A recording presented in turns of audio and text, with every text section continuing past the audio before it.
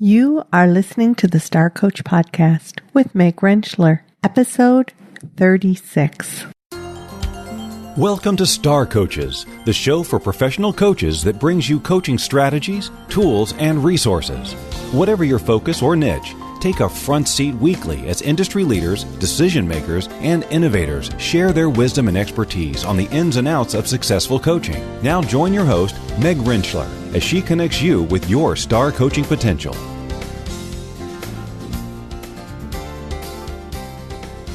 Hi, welcome to the show. I'm your host, Meg Rentschler, executive and mentor coach and coaching instructor.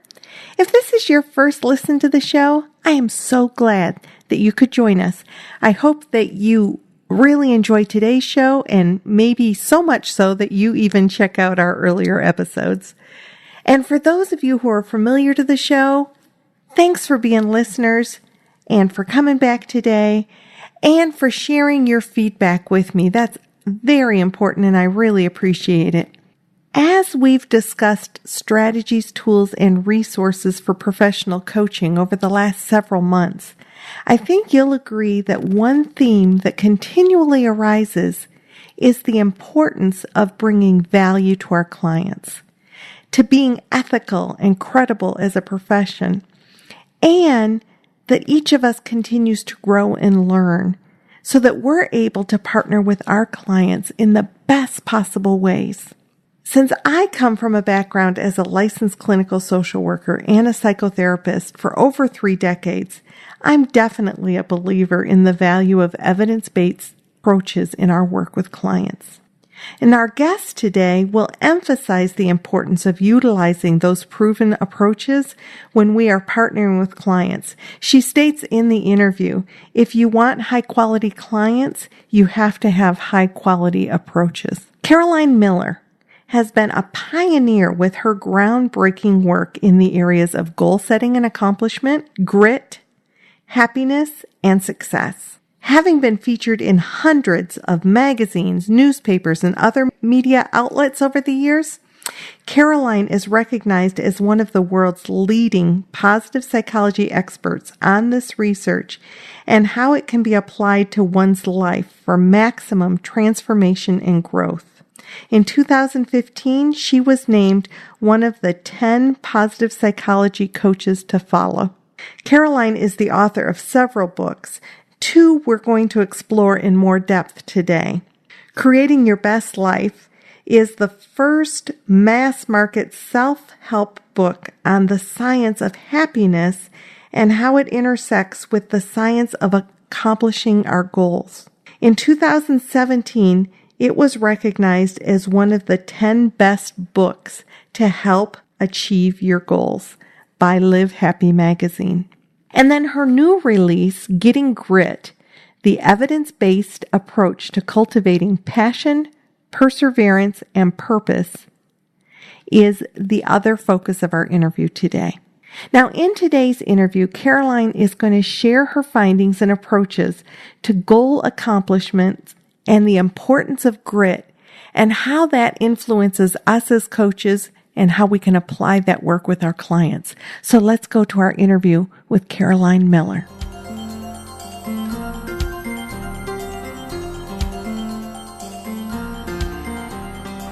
Welcome, Caroline Miller, to the Star Coach Show. It's great to have you here. Thank you for having me. I'm so happy that you're here. You have a new book out that I think is going to bring incredible value to our audience. Getting Grit, the evidence-based approach to cultivating passion, perseverance, and purpose. Tell us a little bit about Getting Grit. What's grit? Oh boy, what a big question. Grit is a lot of things, and this is really an outgrowth of my 5th book, Creating Your Best Life, which I think a lot of coaches use as their goal-setting Bible. I have a chapter about grit in that book because one of the things that I discovered when I wrote Creating Your Best Life, which is really the first evidence-based goal-setting book on the market ever that connected the science of happiness with the science of success and goal setting. One of the pieces of information in that book is that the happiest people wake up every single day to clear-cut hard goals. And that's because we only really get satisfaction when we go out of our comfort zone in pursuit of meaningful goals. But in order to attain those goals, you have to develop this quality of grit that was just emerging from Angela Duckworth's lab at the University of Pennsylvania as I was ending the very first MAPP year at the University of Pennsylvania.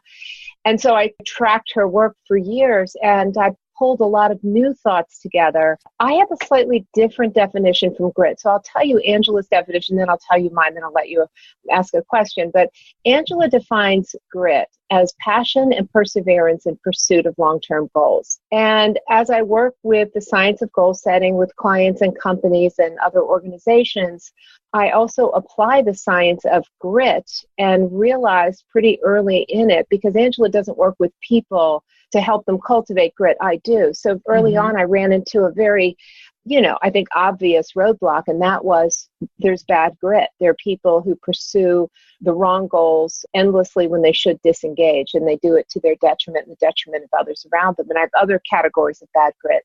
So I came up with an umbrella definition of good grit, and I call it authentic grit. And for me, it's still about passionately pursuing hard goals and about going out of your comfort zone. But I think good grit awes and inspires other people.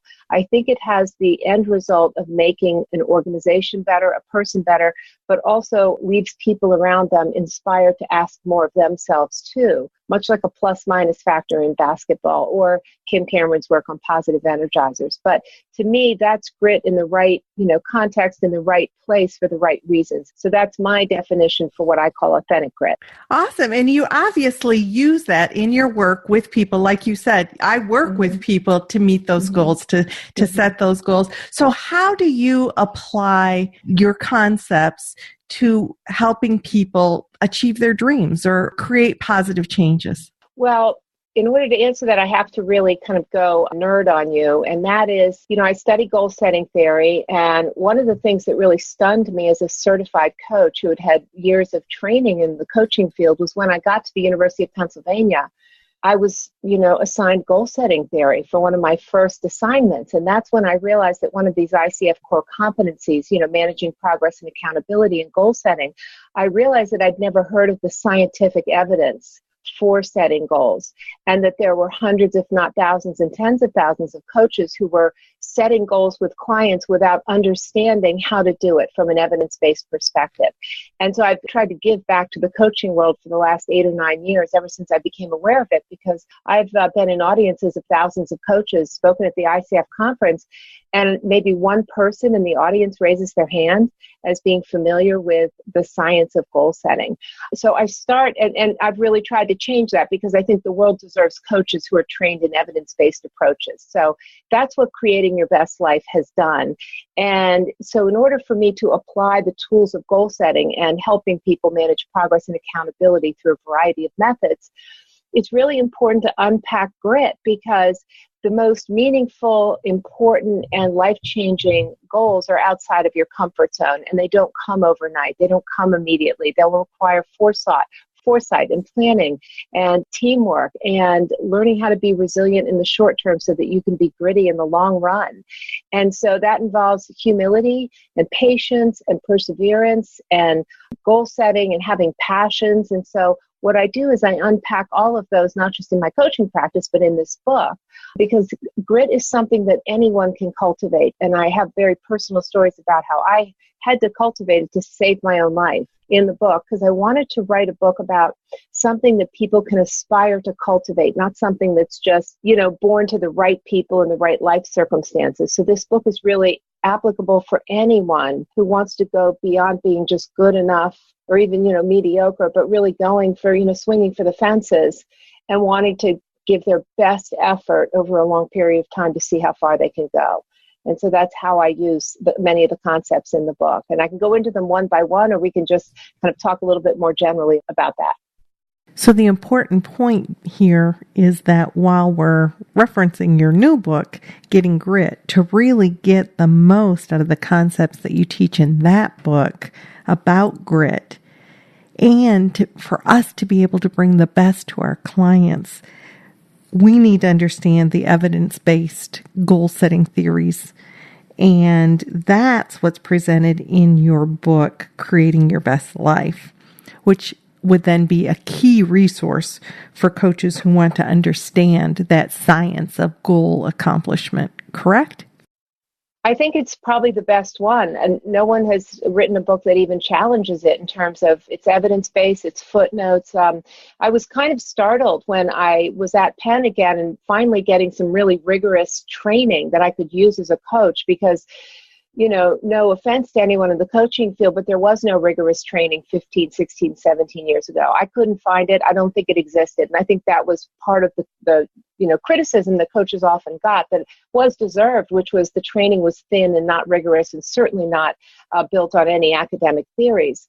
And so that's what I did is at Penn, I became affiliated with people who are actually doing research. And so Creating Your Best Life came out, and, Brian Tracy, Zig Ziglar, all of those books are just full of urban legends. I hate to say it because I had all of them. I mean, I even had their stuff on my website, like the Harvard study of 1950 and people who write their goals down.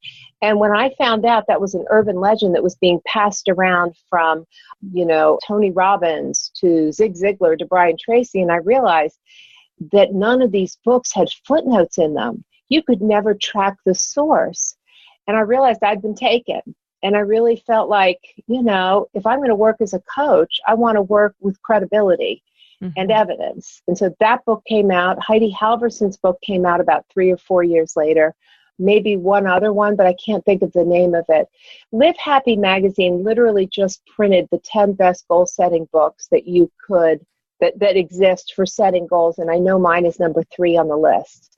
And I think you'd have to look that up. But that is really wonderful that your book isn't this book also Getting Grit, one of the 10 books that will change your life in 2017, That's according to Live list, Happy? But I'll take it. Yeah, take whatever list there. I'll take any list.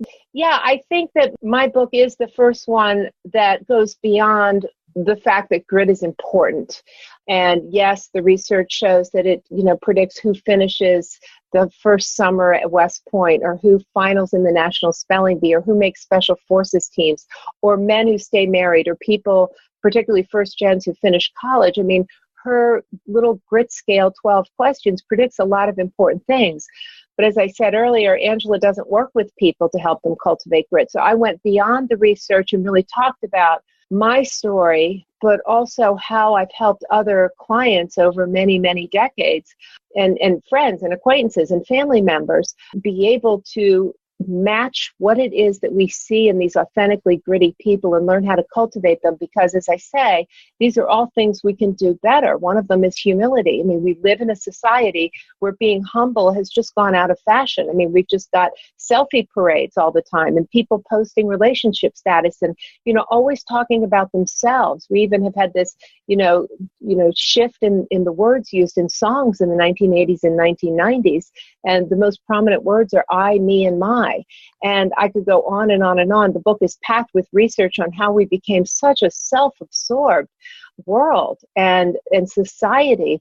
And so humility is something you just don't see very often. And yet when you study the grittiest people, they're the ones who aren't trumpeting their own accomplishments. The people who do hard things, but who need to brag about it all the time on Facebook or wherever, I call this selfie grit. And to me, it's not inspiring when someone has to always promote themselves. It's often at the expense of other people. These are not people who often, share accolades with others. My poster child for selfie grit is Johnny Manziel, the very electric, phenomenal football player from Texas A&M, who just made it all about himself. And he would flash the money sign after great plays instead of pointing to the linemen who blocked for him or the receivers who caught his passes. How had they gotten free? And so, and look at where he is in life right now. So we really need to stay away from the whole idea of, promoting ourselves at all costs. I'll tell you one quick story that I see them all the time in the paper. A college baseball coach was saying that he's having trouble recruiting high school players for his college team, because what he's found is so many of them have hired very, very special coaches to make them the best pitcher or the best catcher, but somebody who's a superstar, not necessarily a team player. So he has to spend an inordinate amount of time with these players, teaching them how to do fundamentals like field a ground ball. And he was really lamenting that this generation hasn't learned to play well with others. And when that is not present, you don't have humility. So the book is really about how to cultivate qualities like humility, for example. So as a coach, how would you take this evidence-based and so strong? I mean, I couldn't agree with you more that the concept of evidence-based is something I'm happy to see building, but hasn't always been there. And the incredible importance that where's the research? Where's the underlying theory that has been sort of tested and tested again? And so both of the two books that we're talking about are evidence-based. As coaches, when we can use things that are evidence-based, it increases really the validity of what we do with our clients as well, as we're able to kind of apply that. Well, if you want to have high-quality clients, I think you have to have high-quality approaches, because it does make you more credible. But beyond that, it makes clients more likely to be successful. Because if you're just going with SMART goals or the law of attraction, or a client says, here are my goals, let's go, and you aren't asking the important questions behind how was the goal set to figure out if it's intrinsic or extrinsic. Is it somebody else's goal or is it their goal?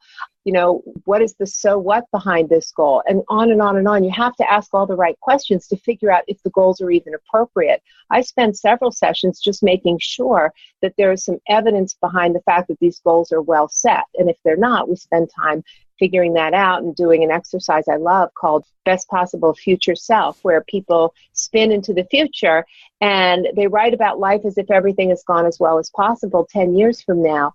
And so this very simple journaling exercise that you traditionally do over 3 or 4 days, 20 minutes at a time, has been found to have profound impact on people in a variety of ways. One thing it does is it clarifies goals and conflict, which is a piece of, research that I found, deep in academia, where many people are pursuing goals in conflict and they don't know it till they do a journaling exercise like Best Possible Future Self, because they hold both of these goals as very, very valuable, but they haven't consciously moved one up and one down until they realize that the pursuit of one makes the other one less likely, or they can't be pursued at the same time. The research shows you'll be absolutely stalemated. You won't make progress on either one until you very consciously go through this process. That's just one way that you can begin to clarify short-term goals, long-term goals, goals in conflict, goals that are inappropriate, and so on and so forth. So that's just the goal-setting piece. That's the evidence-based.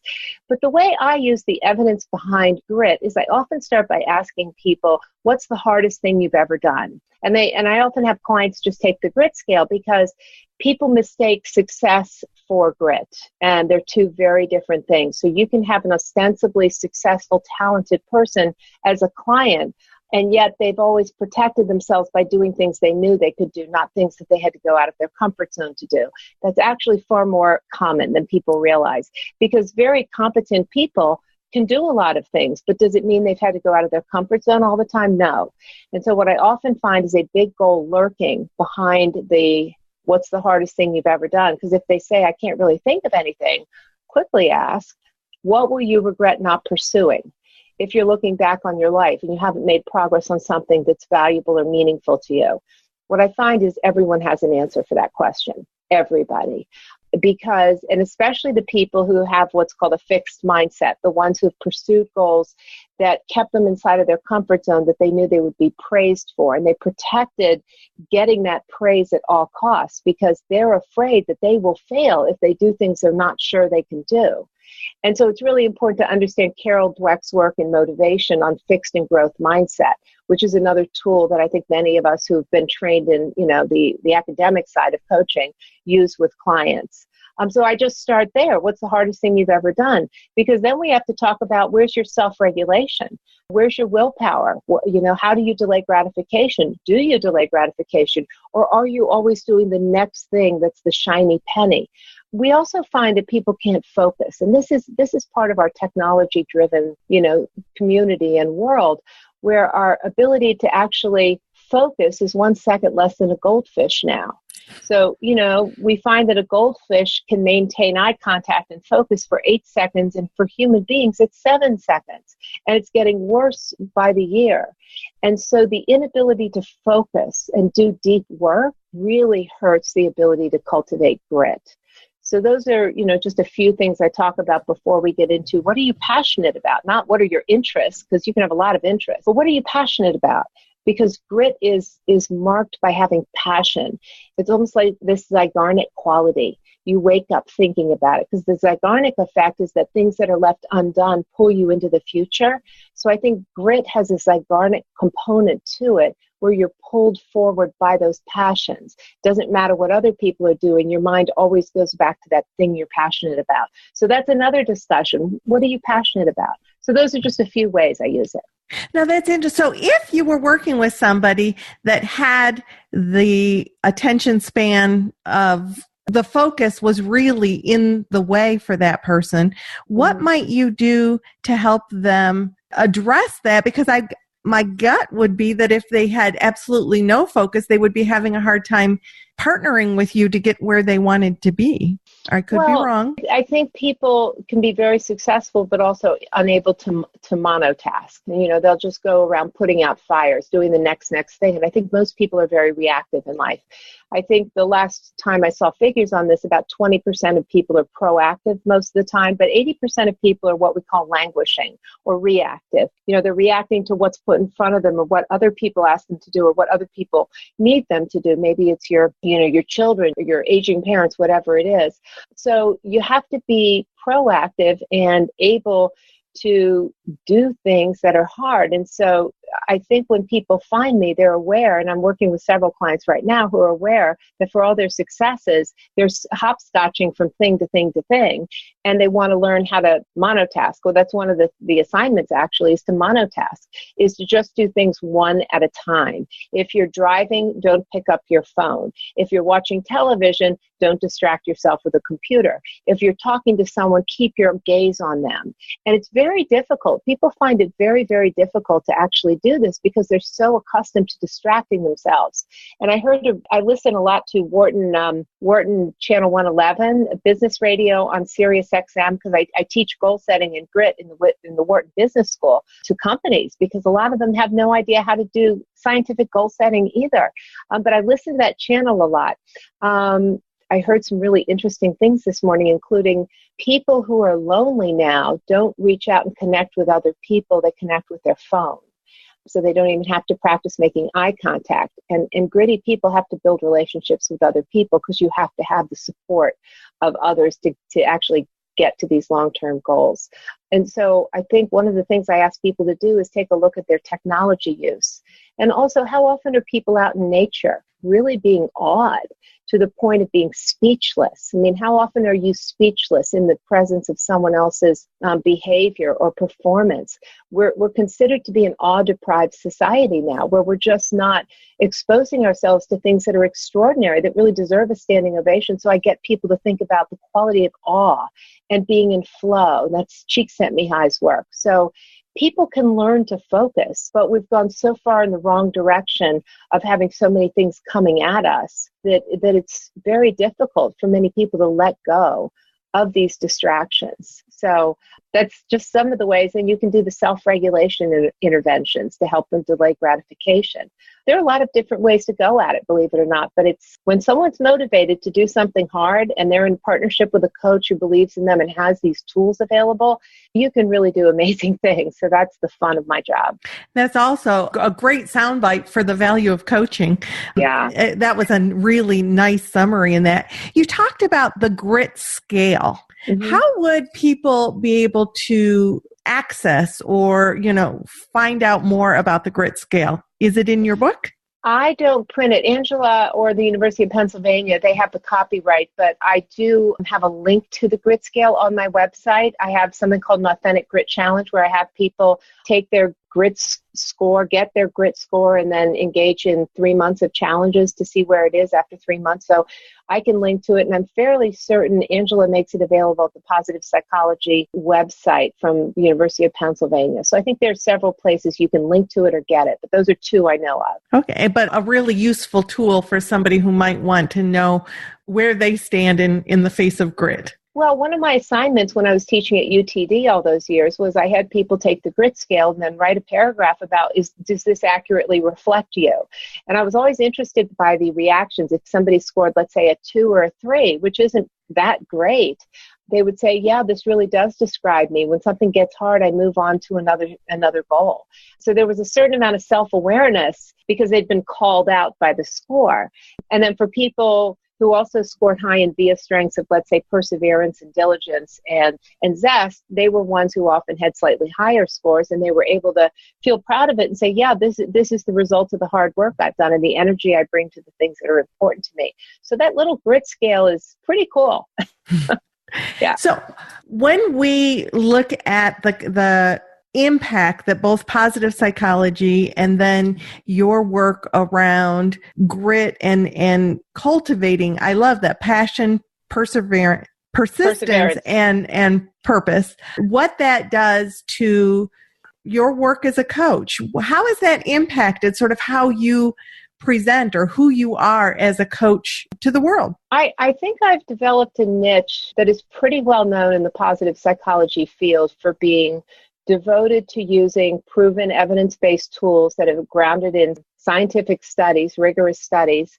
I think it gives me more credibility with people who want to invest money in coaching. And I just spent half of yesterday at a major international consulting firm, and they were lamenting the fact that they weren't always able to find coaches who had this kind of training, which alarmed them, because once you become aware of the fact that this research does exist and has been out there for a while, you really want to work with somebody who has those tools. There's been research coming out of the University of Sydney for over 15 years about just having a coach who is trained in goal-setting theory flattens the ability to accomplish goals and shortens it by 2.5 years. And that research has been around for quite a while.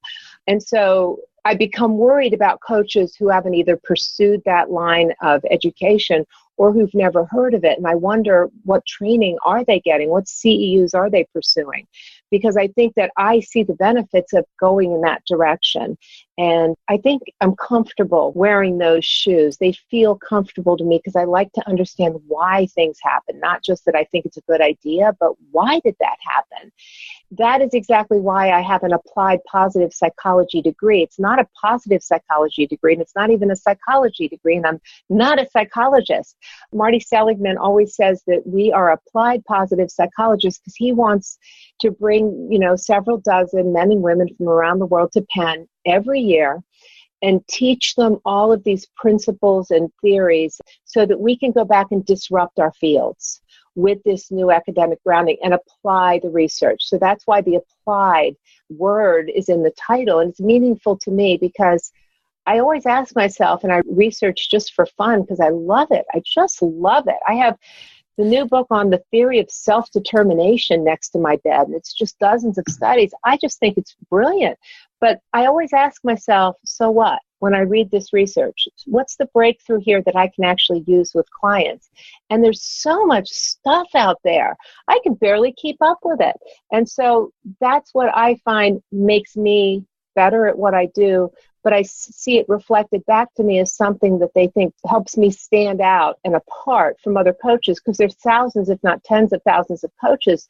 And people have to know what you bring to the table that's different and easy to validate and verify. And that's, for me, that's what it is. And when you're talking about research, the energy in your voice, I'm a real research junkie too. I mean, it just excites me. It's like, oh my gosh, it's this is how this evidence shows up here. And so that really kind of flows out of you. Yeah. So your book just came out, Getting Grit, the Evidence-Based Approach to Cultivating Passion, persistence and purpose, and excited to, so let's check out Amazon for that. It might be appropriate for me to just tell you how the theme of grit emerged from my first book in 1988 to now, because I think that's what anchors me in the importance of grit. And if we have time, I'd just love to tell. Please do. Okay. Yes. Well, so back in the 1970s, I fell victim to the eating disorder called bulimia. And at that time, it was prevalent, it was common, but it was considered to be a disorder that would kill you because nobody got better, or you would be crippled for the rest of your life, kind of limping along with this eating disorder. And so it was a grim place to be. I was a competitive swimmer. I was at a prep school not far from where I live now in Washington, D.C. And it was really running rampant through the schools, particularly girls' schools. And we knew that sororities were really struggling with this issue. And once I got into it, I couldn't get out of it. And so for all the success I had, whatever you want to point to, piano or swimming or SAT scores or getting into all the right colleges, what I realized in hindsight as I learned about grit was I had success and talent, but I didn't have grit because I couldn't beat this eating disorder thing. I really couldn't. No matter what I did, I couldn't beat it. And I would just kind of give up at a certain point feeling hopeless because I didn't know anybody who'd gotten better. I'm not sure the world knew anyone who'd gotten better. It is such a difficult diagnosis to deal with. In my background as a clinical social worker and working on an adolescent psychiatric unit, it is an incredibly difficult condition to overcome. It is. And you have. So, yeah. Well, thank you. I mean, and what I wanted the world to know was I hit my last bottom after 7 or 8 years of this. And I went on to Harvard and I graduated with honors and, really appeared to be achieving, but was really dying inside. And I hit my last bottom in early 1984. And I feel very fortunate that a woman who didn't need to be at a 12-step meeting for compulsive eaters was there. And she uttered a sentence that altered the course of my life. And I think it's partly why I'm so fascinated by grit. And she just said, "My name is Betsy and I'm recovering from bulimia one day at a time." And I'd never heard those words. I know I'd never heard all those words used in one sentence.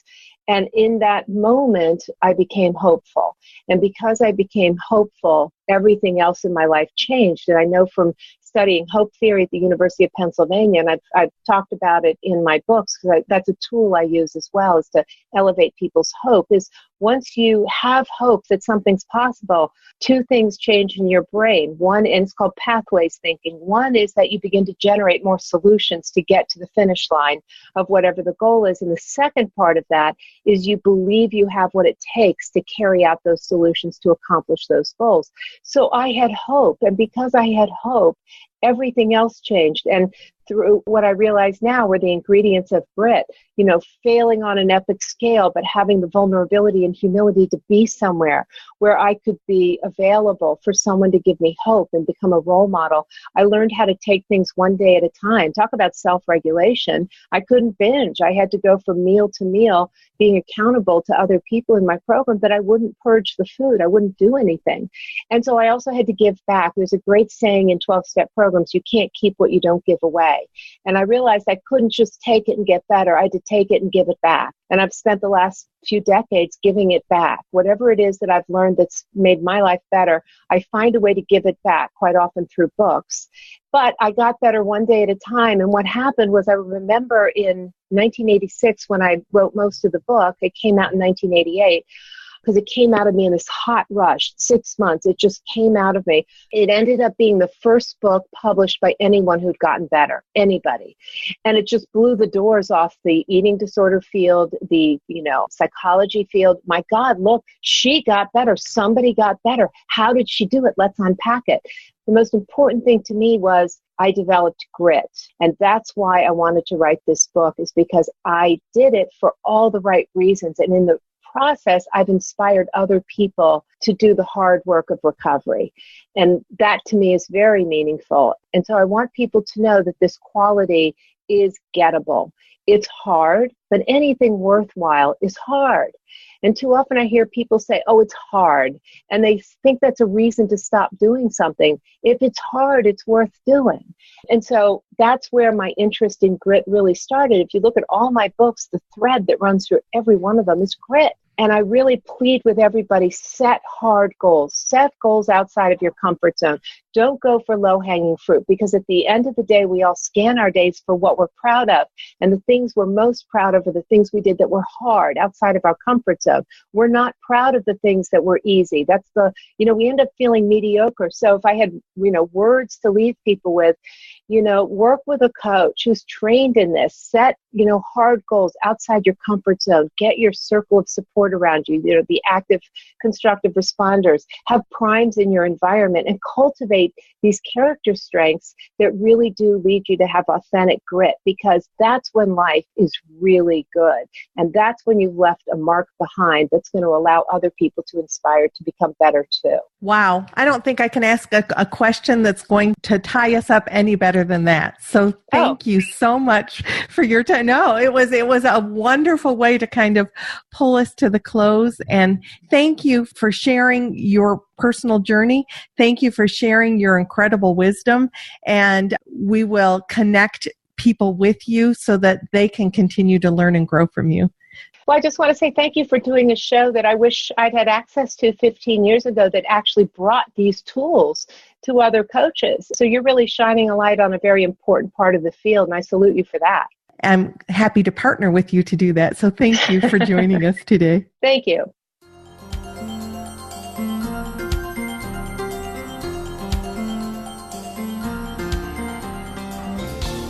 If this topic of grit interests you and you'd like to hear more from Caroline, listen to her TEDx talk on grit titled The Moments That Make Champions.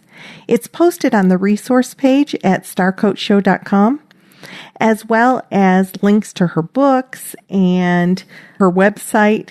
The book that she referenced at the very end of the interview was My Name is Caroline. So she has lots of different resources on her website. If you want to be able to get more information about Caroline Miller, visit starcoachshow.com and go to our resource page. I really hope that you enjoyed the show as much as I enjoyed spending time with Caroline. While Getting Grit had not yet been released when I was interviewing her, I had pre-ordered it and was very excited when it arrived on my doorstep the day of its release. I'm really thrilled to be able to read more into the subject and continue to apply this work to my work with clients. So now I have a big favor. I ask all of you to use your grit if you're having challenges leaving a review for the show on iTunes. I have heard back from several of you that you want to leave a review, but that you're just really feeling challenged by being able to navigate the iTunes website. So the easiest way is to go to starcoachshow.com, click the link that says if you want to leave a rate and review. And then when you get there at the very top, it'll say ratings and review. And you click on that, you choose a nickname, and you leave a comment. And I know that it can be frustrating if you feel like you're hitting a wall with it, but I do know that it works and it would really help the show. So if you're getting value from the show and you're enjoying it and would be willing to test your grit and leave a review, I would really appreciate it. Thanks in advance. So until next week, this is Meg Rentschler wishing you the very best for your coaching success. See you next week.